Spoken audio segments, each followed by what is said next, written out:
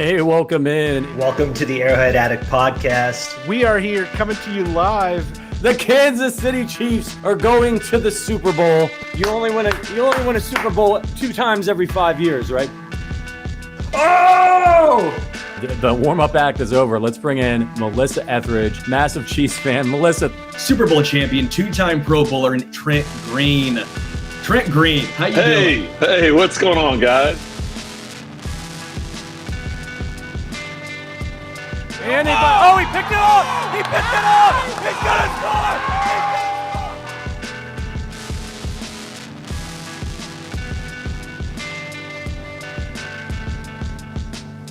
And we'll see you next week. But until then, as always, go Chiefs.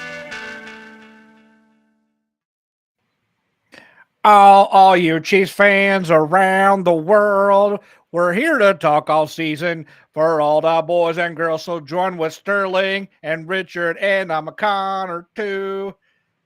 Word up. I don't know how else the rest of that goes. We need Cameo here to join us. If you're from the 80s, you know what I'm talking about. If you're newer, I don't care because your music taste probably sucks and you're listening to like Lana Del Rey or something. Anyway, I'm here with Sterling Holmes, and we're talking Chiefs Kingdom off season. Dude, I've been ready for this. Are you? I love the drama of like roster construction. I love, are they going to sign this guy or that guy? I love the draft. Are you with me in that? Like, do you like this time of year? Yeah, word up, man. Word up. Dude, yeah, the corn version of that song also slaps, surprisingly. No, I'm not a big Limp Bizkit fan. You new kids in your Limp Bizkit and new metal. That song goes hard, though. Yeah, dude, I love this part. Like, this is great. It's now hypothetical season. It's the what ifs. It's the time to shoot your shot. It's the time to be a GM. Step inside. Yeah, Brett Veach actually gets the job done, but now it's our chance to be a miniature version in our dome version of Brett Veach. I do enjoy this type of the year because it's fun, man. It's hypothetical season. I love it. By the way, so today, just so you guys know, Chiefs Kingdom, we are going to take this week and next week to take some inventory. And the reason this is important, look, last night, my wife has been sick. And we're getting ready to start a new week after the holiday. So like my kid needs lunches. We need meals planned. I was like, well, I'll go to the store. I don't mind. And she's like, all right. She texts me what we need. Before I go to the store, it's vital for me to make a list of what I need and to eat something so I just don't go out there hungry and end up buying like 4 boxes of Captain Crunch with Crunch Berries or something and coming home with that's it. That's okay with me. But you get what I'm saying. Before the Chiefs go shopping in free agency, before we load up with another draft class, one of the things that's going to be important is to know, okay, what exactly do we have in the cupboards? Who is already on the books on both sides of the ball? And so before the signings become official and all that stuff, I thought it'd be a good idea. We thought it would be a good idea for Sterling and myself over the next couple of episodes here on at least our episodes, which are the most fun, let's be honest. For us to, let's be honest, they're really not at all. For us to take stock of what's in the cupboards. Who is already on the books? We're starting with the defense because that's the most exciting part of the roster right now. Who is there? All the conversation is about the defense right now. L'Jarius Sneed, Chris Jones. But we're going to spend this episode looking at who the Chiefs already have, what are the needs really, and then we can properly assess what they should do with the big guns that are out there for the taking. But before we get into that, we have a deal. Do we have a deal? Chef Boyardee. The pizza Lunchables. Oh. Yeah. I've never had that. Yeah, that's what you need in your pantry. I'm being facetious, by the way. Yes, we do. We have a new deal. And you do not want to miss this. If you've not downloaded the FanDuel app yet, you want to take advantage of this offer. New users who sign up with our link must deposit $10 and place a first wager of $5 on any live bet. If that first bet wins, you will receive $150 in bonus bets straight to your account. This offer is only available if you sign up through our link, bit.ly/Arrow150. You can find that link in the description below our stream, as well as scan the QR code on screen to start signing up. Again, the link is bit.ly/Arrow150. This offer will end shortly, so make sure you do not miss out. Offer is only available to new customers who are 21 plus and physically present in legal gambling states. Please remember to always gamble responsibly. Check the episode description for the link and the full terms of the offer. Folks, we're so glad that you're with us again here in the off season. We have a long road ahead to reconstruct a new roster that will be going for a three-peat. Feels weird to even say that. Feels good, but weird to even say that. And yeah, before we get into it though, let's go with a little news of the day, if we will. By the way, the Chiefs recently, you and I haven't talked about this. Joe Cullen re-signed to an extension. Then Dave Tobe re-signed extension. Then I like your movements. This is so good. And then we re-signed Spags, right? Like it feels like everyone is in house now.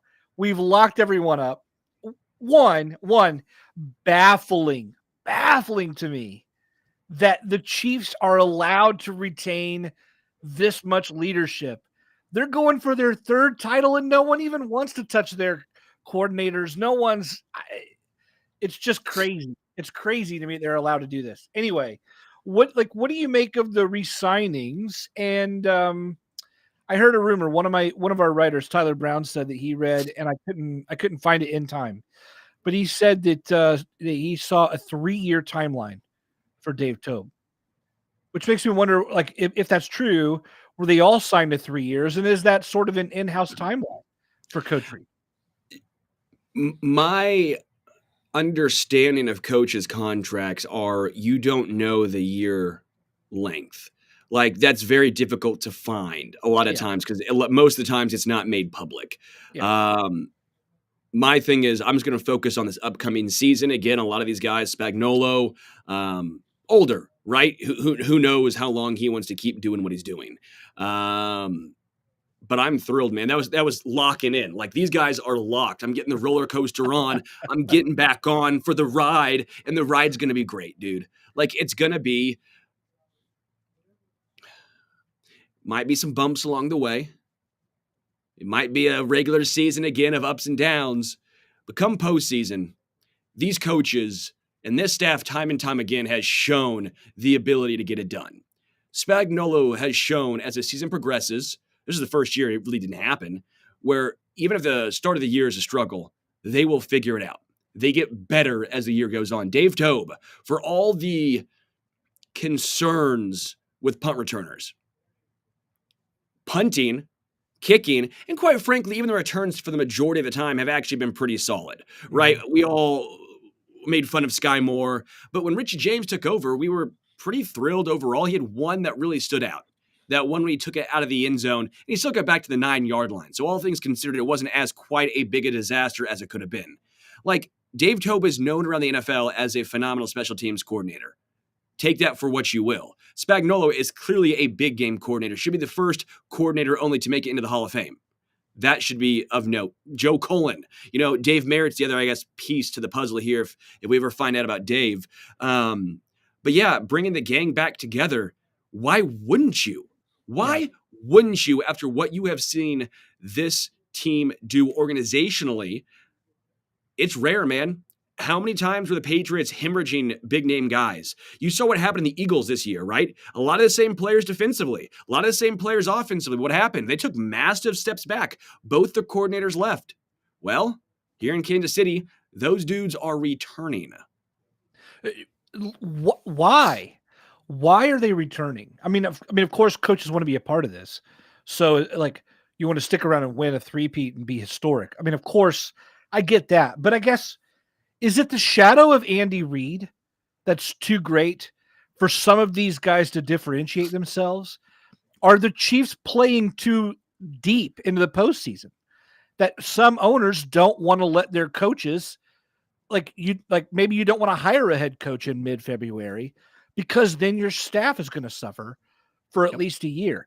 But you would think if you get the head guy right, is it not worth waiting a month or two for him? I'm just baffled at all the excuses. To me sound lame.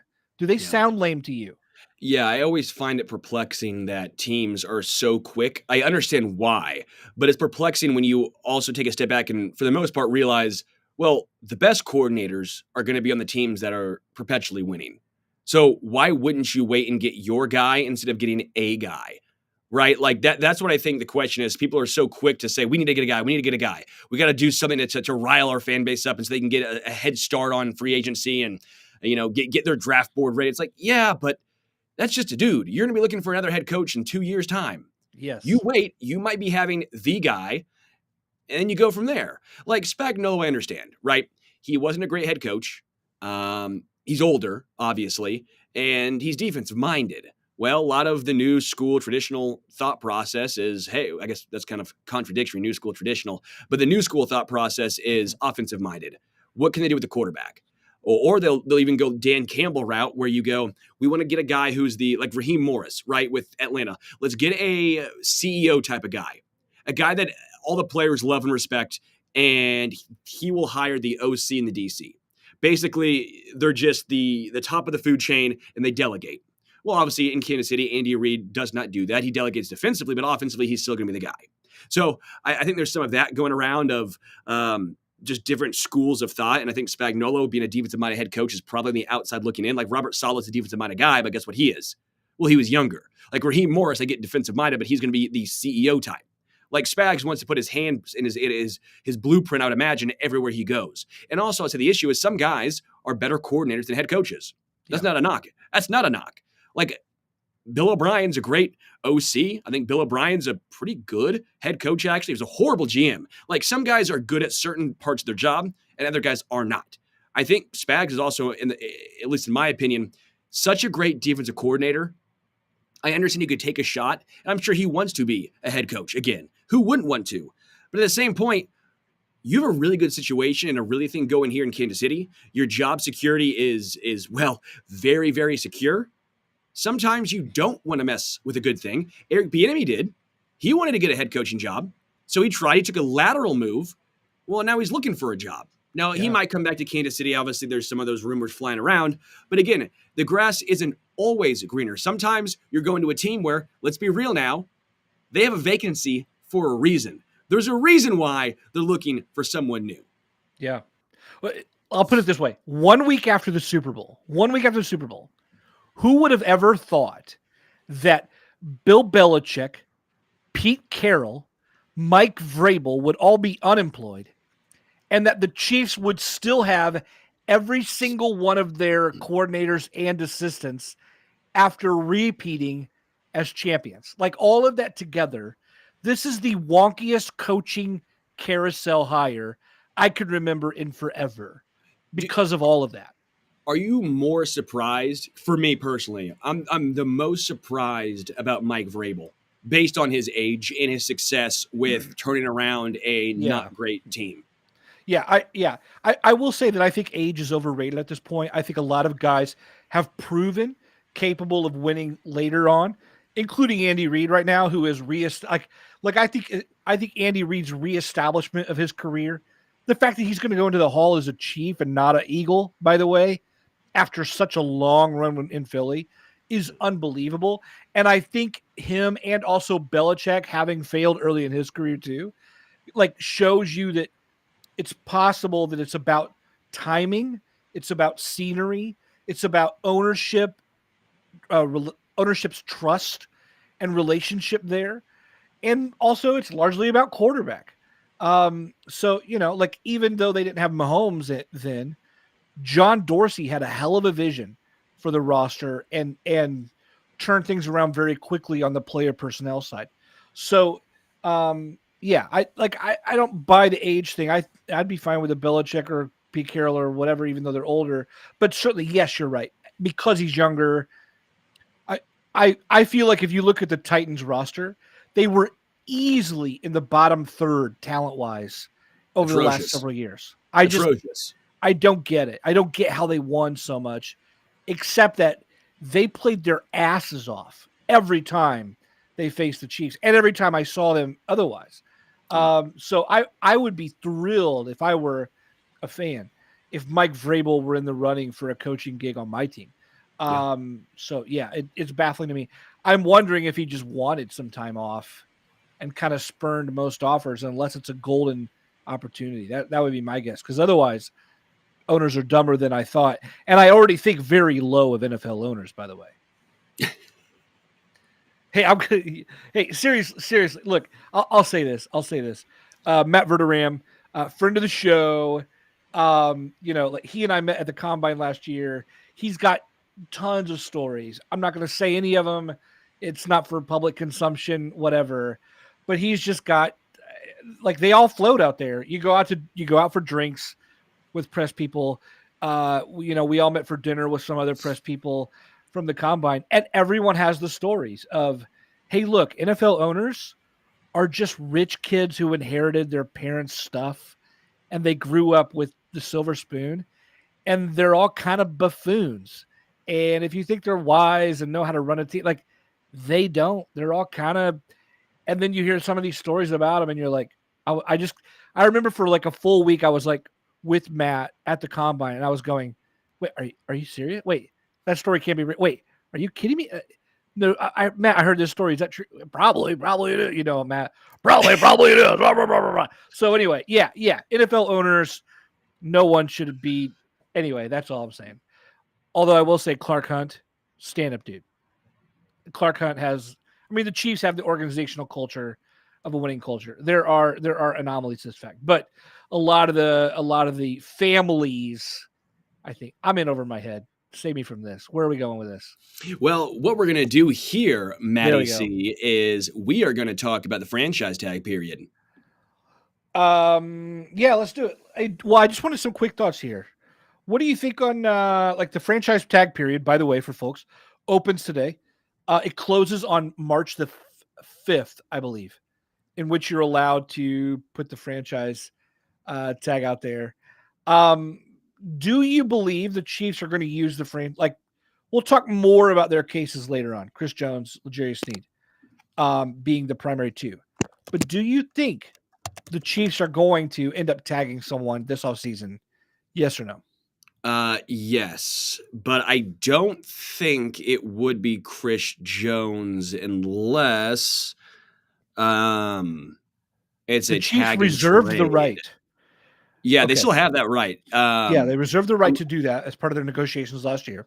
I'm looking at it right now. So Chris Jones looks like he would be tagged for just under $21 million, but it's the second tag, so that goes up. Was it 50%? I forget. Is it like 30 I believe million? It's 32 million is where he's at. Yeah, it's like 32 with million the to tag Chris Jones. So I don't think the Chiefs would do that. That's going to be absurd to tag a single player that's not a quarterback for 32 million. Love Chris Jones. I just don't see that happening, right? I think we can both agree there, right? Correct? Yeah. Okay. Then cornerback L'Jarius Sneed would probably be tagged at the just under $18.8 million. So I think you would probably most likely tag L'Jarius, either try and come to a long-term solution or a tag and trade because you would get a decent haul back for Sneed. I think Chris Jones is going to be extension or bust. That's what it comes down to me. It's tough because Chris Jones' age, and it might seem tantalizing to go after L'Jarius Sneed. I want both, by the way, and I've talked about this a lot on a few shows already, and we'll get into as the offseason progresses. But if you can only have one, I'm leaning towards Chris Jones based on the fact that it's easier to predict interior defensive line statistics year over year than cornerback. And by the way, the Chiefs have shown the ability to develop, identify, and get talent out of cornerbacks, even unheralded cornerbacks. Like, again, L'Jarius was a fourth rounder, while they've not been able to do that on the defensive line. There's no one waiting in the wings. There's no first-team All-Pro in the wings, but there is McDuffie in the secondary. So if I had my druthers, Give me both. But if I'm a realistic man, give me CJ 95. Yeah, I'm with you. Hey, by the way, with CJ, I want to have this debate real quickly. Somewhat earlier on with some of our Arrowhead Addict writers, we were even talking about this, saying that, hey, look, guys, when they hit the wall along up front, they can hit it real quickly. A guy can look real old real quick along the defensive line. He's got the juice to get rush the passer. Then suddenly, an injury or age, whatever happens, it happens to everybody. No one's immune. Chris Jones is not immune, and he's already 30 now. There is some caution there about throwing that much money toward him. But here's what I said, and I wonder what you think. Chris Jones issued any like conditioning whatsoever last year. He was like, I'm going to sit at home. I mean, I'm sure he was working out, but he did not go through an Andy Reid training camp. He did not go through the preseason. He did not get ready for the season with some reps like everyone else. And he even missed week 1 while he was sitting up there with the Katz brothers watching the Lions beat the Chiefs by 1 point in the stands. Jones came down from the stands for week 2, and he signed a deal that was incentive laden, right? So, like, based on his performance.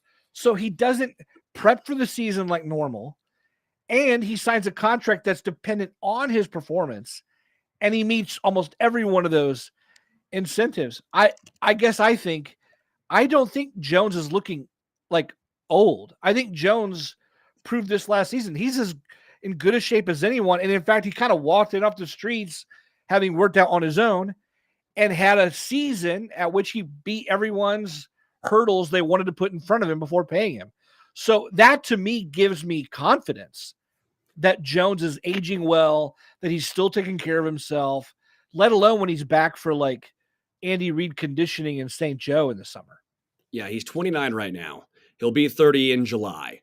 L'Jarius Sneed is already 27. That's fairly old. And if you're just going by position, 27 for a cornerback, you're starting to enter the tail end. Typically for a cornerback, right? I'm not saying this is the end all be all, but you typically think of corners, right? Maybe up until 30, right?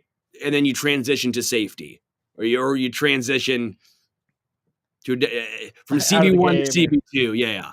But again, there's always going to be the Jalen Ramseys and the rare few. Like, remember Byron Jones for the Cowboys, then went to Miami. He was a stud until he wasn't. Now, injury played a big part in that, a big part of that. But it still is a case. Nnamdi Asomugha, right? That's always the one that comes to my mind. Not saying L'Jarius is going to fall off a cliff by any means, but that position is very volatile. It's like closers in baseball. Wade Davis, Greg Holland, Craig Kimbrell was great, and then he was bad, and then he was good again. Like you go through these.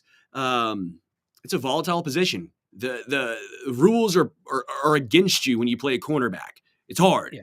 Defensive line, on the other hand, again, Chris Jones will be 30. As Angry Drunken German says, he carries his weight well. He hasn't had a lot of severe injuries. Aaron Donald's 32. He's going to be 32, 33.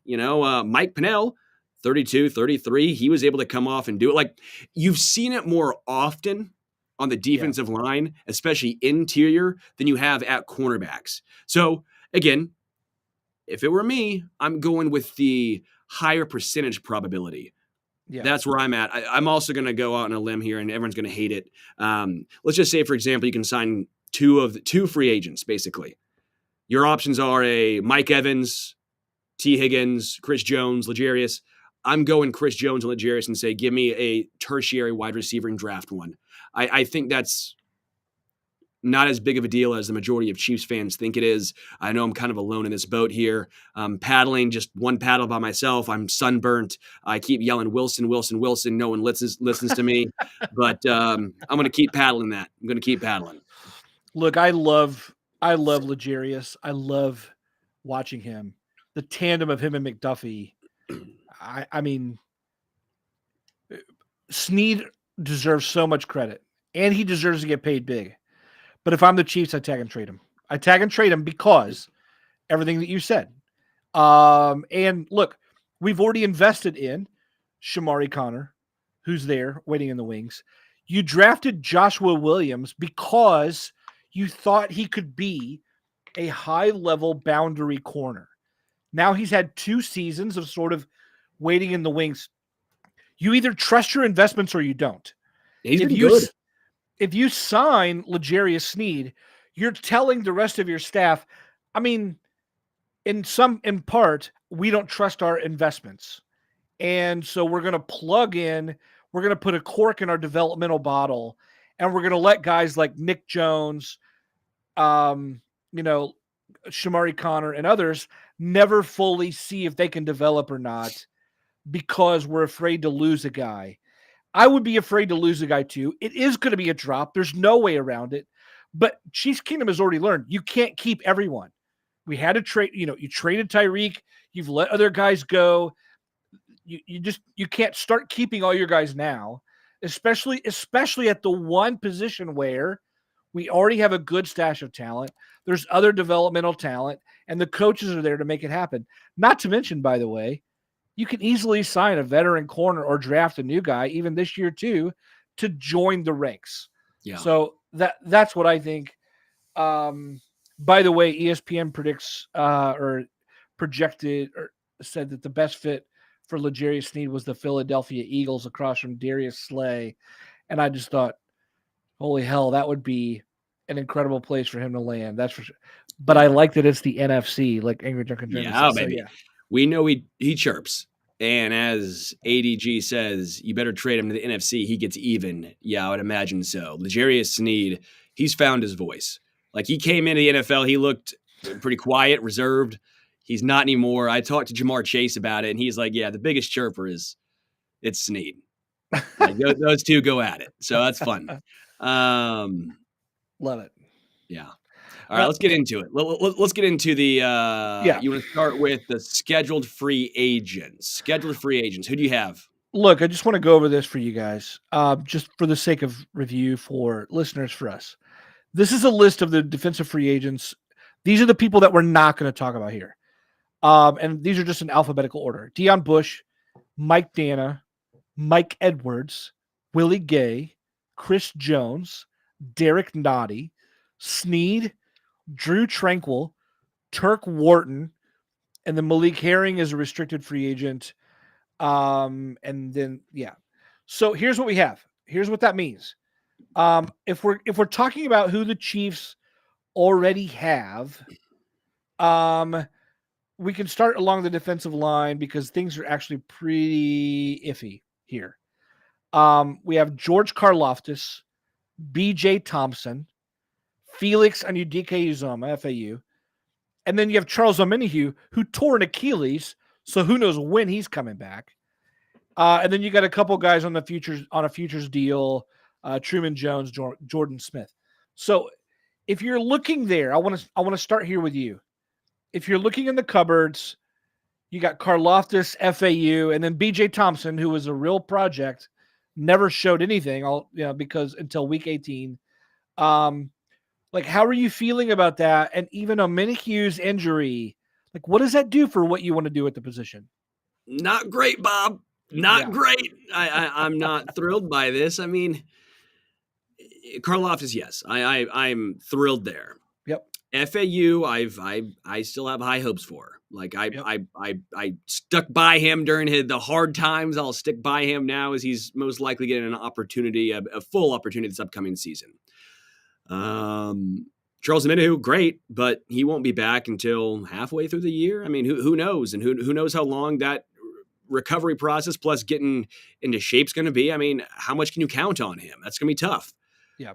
BJ Thompson, I don't know, man. Like that's, I don't know how well he fits the scheme. He's kind of like I thought more of like a 3-4, almost like a outside linebacker, edge rusher type of guy, just based on his body type. But we'll see.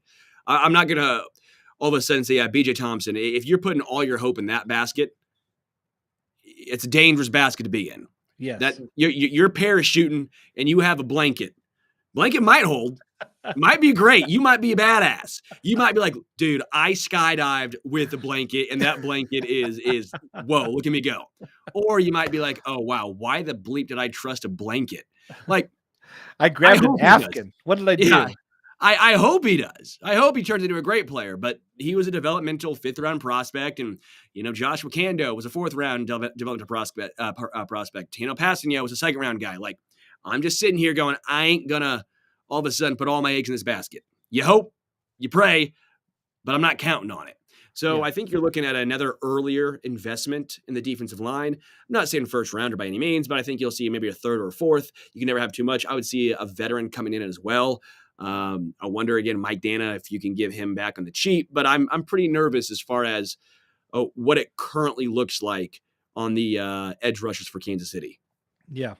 Hey, look, I've looked at a ton of contracts, and I've been looking at Dana's stats, his reliability, his age. He comes with 2 Super Bowls. I think the floor for Mike Dana is $8 million, maybe $10 million per year. Ooh. I mean, if you look at all the comps, they're there. If I'm his agent, I feel pretty confident that you're going to get probably a 3-year, $24 million deal as a base level in free agency. I just have a hard time. I have a hard time wanting to give him that. That's not a slight to Mike Dana, but honestly, I don't want to spend double-digit million on Mike Dana. It's Omenihu money, and it'd probably be longer. It'd probably be 3 years or so. You're right, by the way. I thought that was absurd, so I looked up Spot Track. They have Mike Dana as an average of $16.7 million per year. Now, take Spot Track with a grain of salt. They're not always right, but they do a lot of research there. Wait, can we talk here? You just said you're not wrong. Like, why would I be wrong, Sterling? I just told you. When I first heard 10 million, I was like, that seems like a lot. You were like, dude, are you drunk? You were singing Cameo in the beginning. What's happening here? You went to talk about NFL loaners. Get out of my face. No, you're right. I mean, look, I hope Mike Dana gets that bag, but I don't want to be the team that pays him that. Do you? Like that sounds exorbitant to me. Dana is a nice floor. I like him in that way, but yeah, I would need him much cheaper to come back. But tell me this: the Chiefs have to go shopping for a new starter, right? Like without Omenihu, for sure. Either that, or you're telling Felix that he's got to start from day one, starters reps. Yeah, like you have to. It's bold. So immediately, what should have been a decently set position, Karlaftis and Omenihu on both sides, with FAU and Thompson and a couple other guys coming in, to rotate. Without Omenihu, now you need a starter. So this is why I say it's important to talk through the inventory, because I don't know that I would have said the Chiefs need a starting edge in free agency, but I'm sorry they do. Yeah, I'm looking at the names. You have Josh Allen. That's going to be too steep. Brian Burns, too steep. Danielle Hunter, too steep. Yeah. Chase Young, obviously. Maybe Bryce Huff. Yeah, Jonathan Greenard from Houston. Yep. Jadeveon Clowney, but I've heard that's never going to happen in Kansas City. Zadarius Smith, right? Brown. Leonard Floyd, veteran who had a really nice season with Buffalo. Andrew Van Ginkel, Danico Autry. I mean, there's a decent list of names, so I think you're looking at one of those veteran guys more so than the Brian Burns guys who are entering their prime. You're probably looking more at a Leonard Floyd, a 1-year deal, a 2-year deal, and then you're probably going to have to understand that guy is going to give the reins back over to Charles Omenihu once ever he returns from injury. Yeah. Yeah. The injury not only makes me feel for Omenihu, it makes me feel for the Chiefs, who have a real quandary about, if he comes back okay, you don't need a full-time starter. He'll come back and help fill in. But if he's not okay, you're looking at a position going, oh man, we've got to get a guy. So yeah. Let's D tackles. Yeah. Oh, sorry. I didn't mean to jump on you like a take us through there. Take us through there. Who do we have in-house? Yeah, it's not great, Matty C. We got your best friend, your large best friend, Neil Farrell. Isaiah Buggs on a futures deal, and Matt Dickerson, also, I think, a guy that you just absolutely love on a futures deal. That's it. That's it.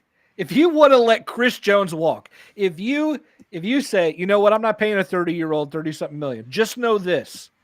When you go shopping, your list is going to be a mile long because the only thing in the cupboards is the ramen noodles you took to college and didn't finish. That's all the Chiefs have in the cupboard. Is they don't even have Keandre Coburn. They don't even have, like, I don't, maybe they could bring back Mike Pennell. Sounds good. We got nothing, folks. Nothing. We're bottom feeding at the position. There's no one even like developmentally there. There's no one developmentally there. You traded for Neil Farrell, who had 3 years of cost control left. You didn't play him at all, so now he's down to 2 years. But what hope do you have that those two are going to be anything at all? You wasted a pick on that. You wasted a pick on Keandre Coburn and let two other people take him. You could bring Derek Nottie back, maybe. But gosh, that ceiling is low, and I'm just not into it. Mike Pennell, same thing. Sure. It wouldn't be hard to I'll say this. It wouldn't be hard to restock with league average guys if that's what you want to do. But Mike Pennell, baby, is the truth, the answer, everything in between. I think Brett Veach has significant work to do here. Yeah, this is disheartening. This is sad. I mean, Turk Wharton, maybe. Turk's a free agent. Everyone's gone, man. Everyone's freaking gone. I kind of like Isaiah Buggs. Like, I thought that was intriguing. He's on a futures deal, but I think Isaiah Buggs was an intriguing pickup. Like, I'm actually pretty interested there. But again, I'm not putting all my eggs in the Isaiah Buggs basket. Yeah, that bug might be one that bites you. I don't know if it's poisonous or not. I ain't going to touch it. I hope it's a good bug. Might be a bad bug. Could be a bad bug. We'll find out. So I'm just sitting here going, this is a spot of most need. It's the defensive line, but specifically defensive tackle. Especially how the Chiefs' defense is constructed. They're constructed around at least one guy on the interior who can rush the passer. Turk Wharton was a guy that somewhat can whenever Chris Jones would go out and needs a breather. He'd be like, okay, throw in Turk Wharton. He can at least run a little bit. He can get after the guy, get the QB. I mean, man, this is depressing. Yeah. Yeah, this is why you see some mock drafts going for like Tavondre Sweat or others in the first Who's round. the guy from Texas? The guy from Texas. Yeah, Tavondre Sweat. He's like 360. Yeah. He's like Don Taripo, but not quite as athletic kind of guy. In fact, he's bigger than that. He's just a mammoth, like Ted Washington nose tackle kind of guy. Vince Wilfork. Say what? Vince Wilfork. Boy, wouldn't that be something to find a guy like that? Yeah, there's a lot of work here to do. I think it's more than people realize. When you say the only person under contract is Neil Farrell, that says it all right there to me in terms of the argument for Chris Jones or not. So we'll see what's up. Lucas says Tavondre Sweat and Byron Murphy are the two DTs from Texas. And both of them are supposed to be something, I think we need multiple additions there. Correct. We're all in agreement here. We got to do something. Even with Chris Jones, if he comes back, you still want to bring in and draft a guy there, at a minimum. I think if it were me, if either Tavondre Sweat or Byron Murphy are there, you take one of those two guys. I don't think there's a question. It's just the question is going to be, are those two guys, one of them going to be there? Yep. Let's go to your favorite position here, linebackers. The Chiefs could be losing some key guys, but before you get wrapped up in like, oh, we should bring back this guy, we should extend this guy. Like, let's look at who we have at the position already. Like, how good does this position feel to you? Do you want to take us through it? Yeah, so at linebacker, you have Nick Bolton, M-I-Z. You have Leo Chenal, who every time the playoffs come around, he just decides that he's going to go into death row mode. It's amazing. Cam Jones, Jack Conklin, and then Cole Christensen. Cam Jones looked really, really good before he went down with injury. Cam Jones, I get it was week 18, but there was something there. He flashed. So I'm a little intrigued by him. I think both Cochran and Christensen are decent depth pieces. Like, I don't want them to start, but if they have to be thrust into a game, I think I'm like, okay, I'm comfortable enough. Like, they're not stars, but they're guys you like to have, whether Special it's practice teamers. squad, special teamers. Like, I'm cool with this. I'm fine at linebacker right now. Not great right now, but I'm fine because I do think Nick Bolton's still your guy. He's a green dot. Leo Chenal, I think, is going to have a massive role next season. And then Cam Jones, I think, is probably a guy you look at as, okay, is he a starter? Is he going to get that fourth guy? Like, I don't think they bring back both Willie and Drew. I think you bring back one, right? But I'm actually not as down on linebackers as a lot of people because I think Leo takes that step forward. Nick Bolton's that guy, and I have decently high hopes for Cam Jones. Now, if you don't think Leo takes a step forward and if you don't think Cam Jones is going to play meaningful snaps, you're probably terrified. It comes down to what are your thoughts on those two guys specifically? Yeah. I agree with you for the most part. I don't know that I would hang my hat on a Week 18 performance from anyone, Cam Jones or otherwise. Agreed. That said, Leo Chenal, man, watching him in the Super Bowl, it is clear to me. Look, we've talked about Nick Bolton and his great leadership and instincts and tackling. We've talked about Willie Gay's athleticism and his blend of strength and the athleticism, quickness, like sideline to sideline speed. We call him like the most athletic of all the linebackers. Drew Tranquil, we fawned over Drew Tranquil like he was our Valentine all year long, right? There's the heart. But I'll say this. Leo Chenal and the way that he looked in the Super Bowl and the way they're learning to use him, he might end up being the most productive and impactful of all of them when all is said and done. And that makes me think, I don't want you to make any moves that now take Leo Chenal off the table of major starters reps. So if you can bring back Drew Tranquil and still feature Leo in a major starring role, great. If you want to bring back Willie instead, if you want to add another guy because maybe championships have priced these guys out of your orbit, I'm good with that too. I think we need another import, re-signing or signing. However, I need Leo Chenal to be the featured man here in the middle. Yeah.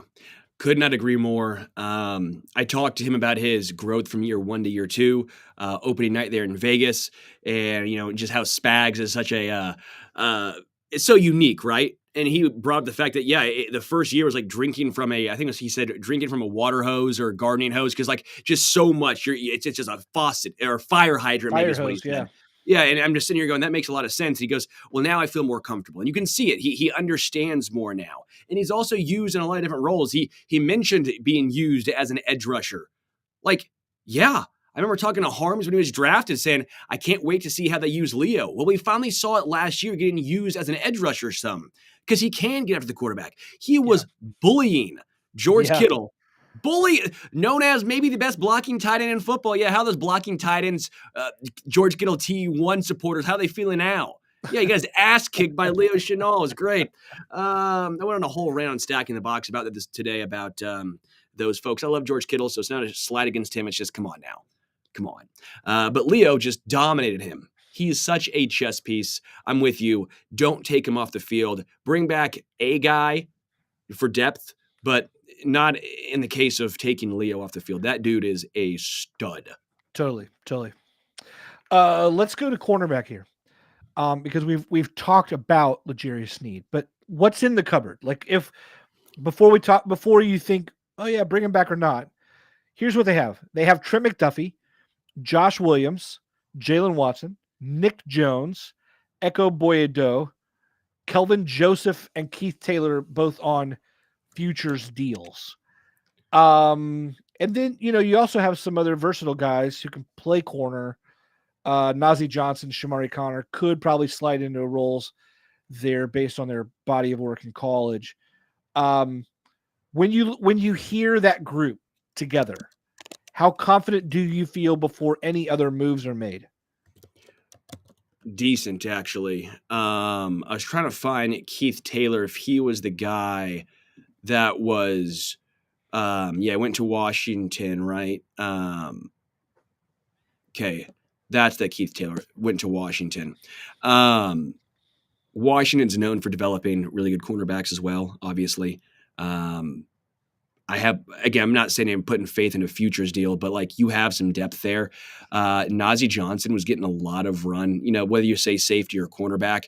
There was a lot of talk that he might be a starter. He might be getting a huge piece of the rotation when he got injured. That was really sad to see for him. Yeah. Echo Boydo, I actually was a pretty big fan of, at K-State, and he showed out in preseason and OTAs and training camp. He just worked his way up. He kept finding his way onto the field, and we saw him week 18. It feels like he leaped Nick Jones, doesn't it? It feels like he leaped over him. I think so too. And he's a very slender guy, but he's not afraid to tackle. Like he'll still bring you down. It's not going to be a hard hit. It's not Justin Reed at safety out there, but it's not L'Jarius Sneed or even McDuffie. But I like Echo Boydo. But now we get into the meat of what it is, and that is Jalen Watson, Josh Williams, and Trent McDuffie. Trent McDuffie, All-Pro 1, but that's in the slot. Do you trust him to move on the outside more often? That remains to be seen. Joshua Williams, more of an outside corner. I like him a lot. This is his third year. He was drafted as a developmental big body corner. And in the smaller-ish sample size that we have seen, I'm a fan. Jalen Watson also was a little up and down this year. I think he was better his rookie year than his sophomore year. But I'm still kind of in on Jalen Watson. I trust Dave Merritt and the defense as a whole to get the best out of these guys. I think if you don't have L'Jarius Sneed, they obviously take a massive step back, but I don't think it's just some disaster that people think it is. I think overall you're looking at cornerback where you sit right now, and you have to feel pretty darn good. Yeah, because remember this. It starts here. How good did Trent McDuffie look in this postseason compared to how he looked a year before? That's a massive leap. Now he's going to take another massive leap. So you start with an improved Trent McDuffie. That's where you start with. And then you go from there. And again, you either believe in your developmental pipeline or you don't. You either trust your coaches and your scouts or you don't. So you look and you go, we haven't seen what Joshua Williams can do given repeated reps. Let's watch him make mistakes and learn from them. Let's watch him take chances and learn from him. Let's watch his instincts develop over time to where we see at the end of the season what kind of product he really is. So I think you have to let that play out.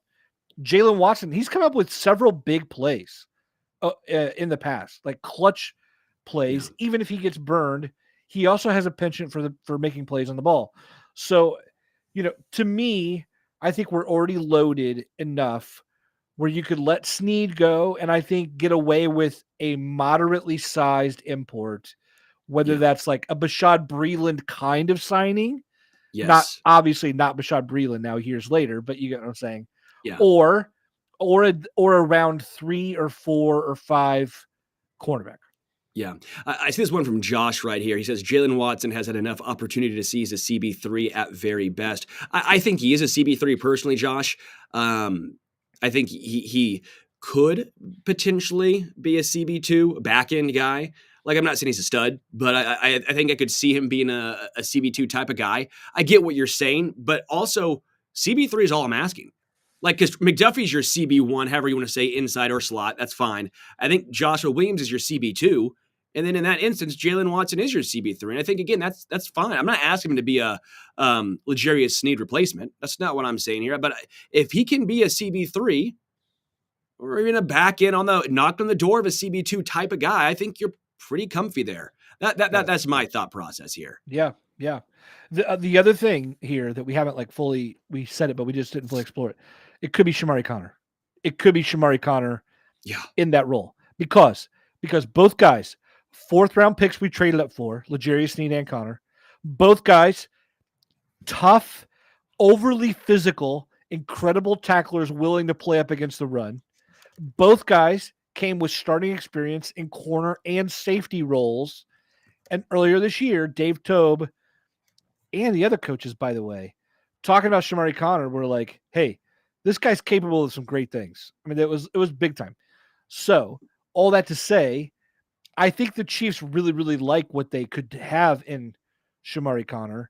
And he comes with the same profile as a violent, physical, willing, and capable, versatile pass defender The Chiefs grew that into L'Jarius Sneed. By the way, they grew that into Charvarius Ward too. So let's be very clear. Thank you, Parker Anger. There it is. Parker, dude, that deal. What a deal. What a deal. Let's talk safety here to round this out. Brian Cook got injured, but he's back. Justin Reed is in the final year of his 3-year deal that he signed as a free agent. And then Mike Edwards, as we said, is gone. But we have Connor, as we just said, Najee Johnson, and then a guy named Trey Dean on a futures deal here. To me, that could be my top 4. Reed and Cook, you put Shamari Connor in Mike Edwards' old role. You let Najee Johnson play Deion Bush's role and see how much they grow. What do you think? Yeah, I'm comfy here. I think it depends where you use Shamari Connor first and foremost. If you use him as a cornerback, I want another guy. If you think he's a safety, I'm cool with it. You still have room to bring back a Mike Edwards or another guy. I think Justin Reed most likely. This is for another day. My opinion, I think Justin Reed has a good chance of being extended because his cap hit, I think, is decent. So you might just sign him to another year or two, kind of move the money around a little bit, if you will. But Brian Cook will be back. He'll be healthy. Those 2 guys are your starters. Shamari Connor, again, wherever you put him, remains to be seen. Kind of same with Najee Johnson. But that's fine because the Chiefs, Dave Merritt and Spags, they love versatility in their secondary. So you'll see a lot of mixing and matching. I think Najee Johnson's both a little bit corner and safety. Same thing with Shamari. I wouldn't mind another veteran guy like a Mike Edwards, another 1-year, $3 million contract. I think personally Shamari Connor fits more at safety based on his speed. He's not a fast guy. Sure. You know how L'Jarius was more of a safety move to corner. I felt like Shamari was more of a corner move to safety, but at the same time, they expected Shamari Connor to be a special teamer, and yet here he is as an integral part as a rookie in the playoff run. So he keeps exceeding expectations. So at some point, I got to stop doubting that guy. Doubting Abby. Yeah, I think I feel good here, though. I feel comfortable with where the Chiefs are currently at safety. Yeah. Yeah. Well, I mean, I'm with you. I like where they're at safety. Safety's not expensive. It's not. If you need a third safety, we can grab one. You can grab one in June, for that matter, on the cheap. I'm not worried about it. I will say this. Here, I think this is important to know heading into free agency and all the talk we're going to be doing about free agency. I'll say this. If they're right and the salary cap increases even $8 million more than they think, they're now saying it could be $250 million. Those teams that are void of talent and flush with cash, or as John Ralphio would say, flush with cash.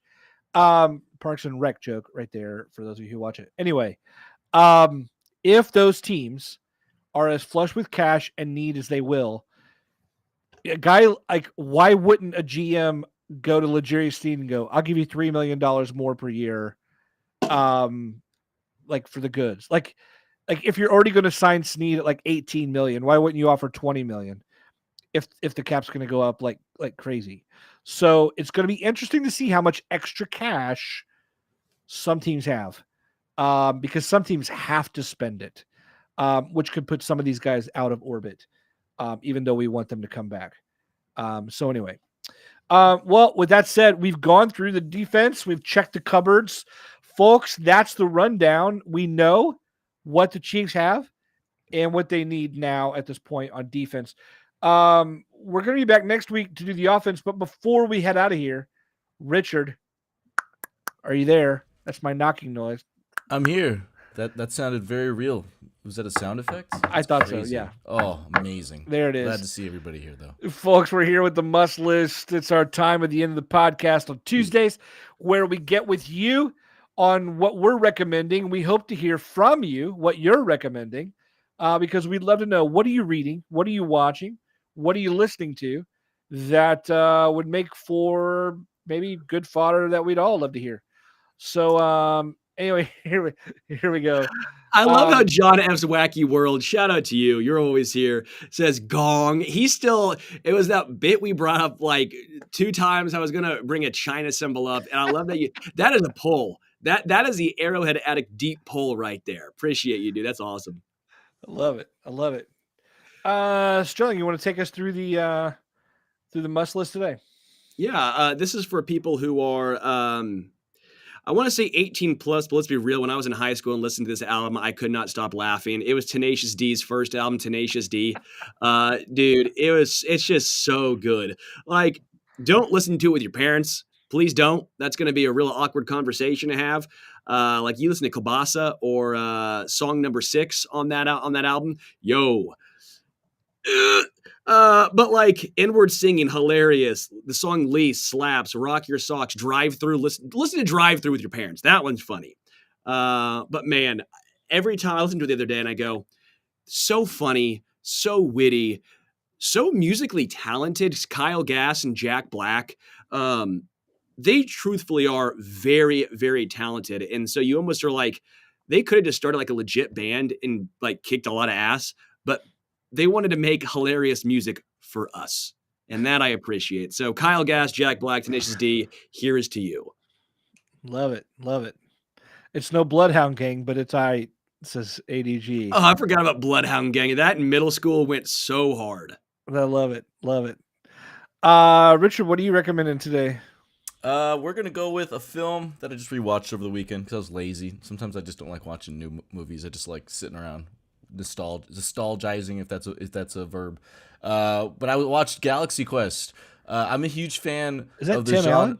Tim Allen, Sigourney Weaver, Alan Rickman, who I once mistook for Gary Oldman, and then said Gary Oldman was dead on this show. That's a throwback to when I said Gary Oldman died. I get my English actors mixed up. My English actors who play villains, I think they're all the same.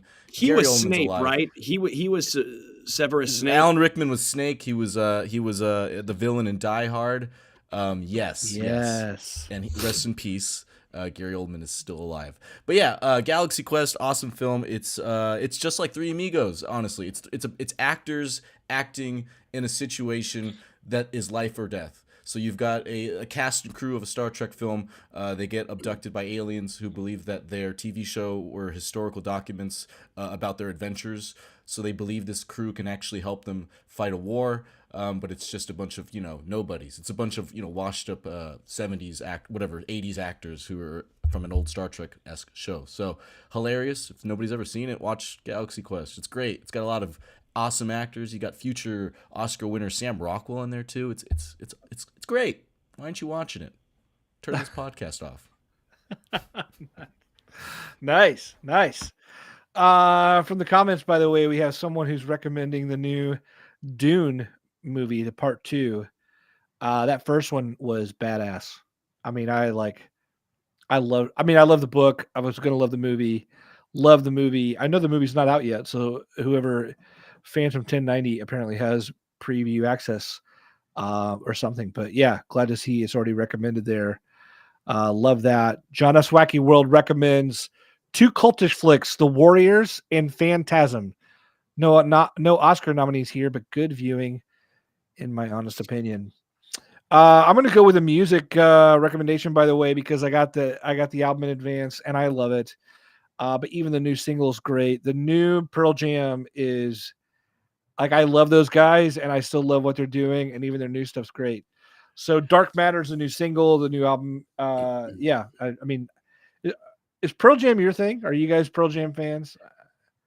All I will say is I could not be doing this podcast with a better man. I love it.